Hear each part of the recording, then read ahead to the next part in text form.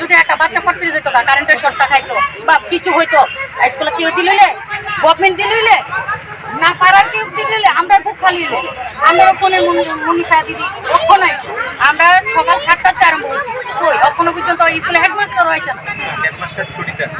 আমার কথা শুনেন দাদা, স্কুল ছুটিতে আছেন এখন যদি কথা এখন আমার কথা শেষ আমি যদি কোনো কিছু একটা আমি বাড়িতে নাই আমার পাশের বাড়ি যদি কেউ জানা দিদি আপনার বাড়িতে একটা দুর্ঘটনা হয়েছে আপনি কই আছেন আমি চটকা না দামো এরা আমার বাড়ি লাগে আরো 10টা বাড়ি ক্ষতি হইব তাহলে তেমন টাইনের স্কুল এটা টাইনের স্কুল টাইনের পরিবার তাহলে টাইনি কেন আইলো না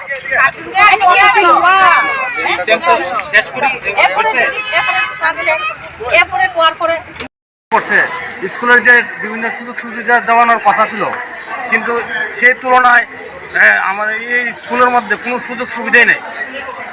একদম অপরিষ্কার, যেটা মানে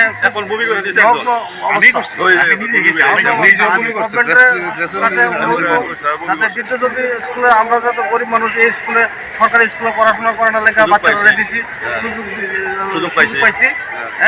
তাহলে গভর্নমেন্ট যাতে এটার ব্যবস্থা নেই, ভালো ব্যবস্থা নেই। আমাদের টাকাটা নিছে কিন্তু গভর্নমেন্ট কোনো কাজ করছে না। আমি মাননীয় গভর্নমেন্টের কাছে অনুরোধ করুন যাতে সুব্যবস্থা করে আগামী দিন।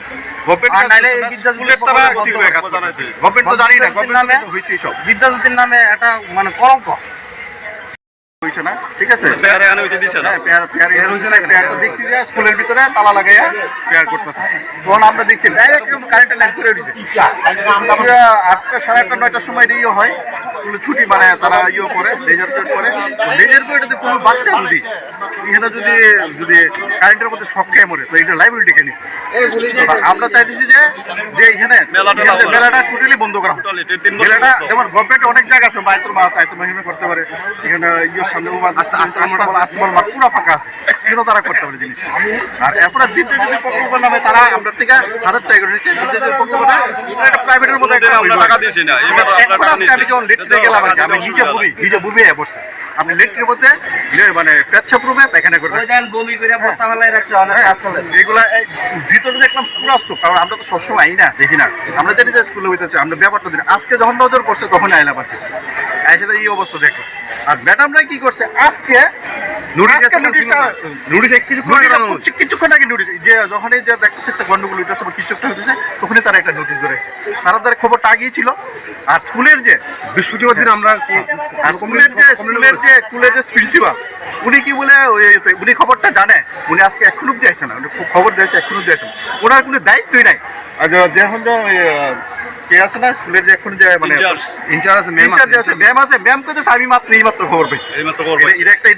এটা একটা খবর হইলো, এর আগে হয়ে গেল, এর আগে সব কিছু করে রাখছে কিন্তু তারা সব জানে, মুখ খুলতে চায় না।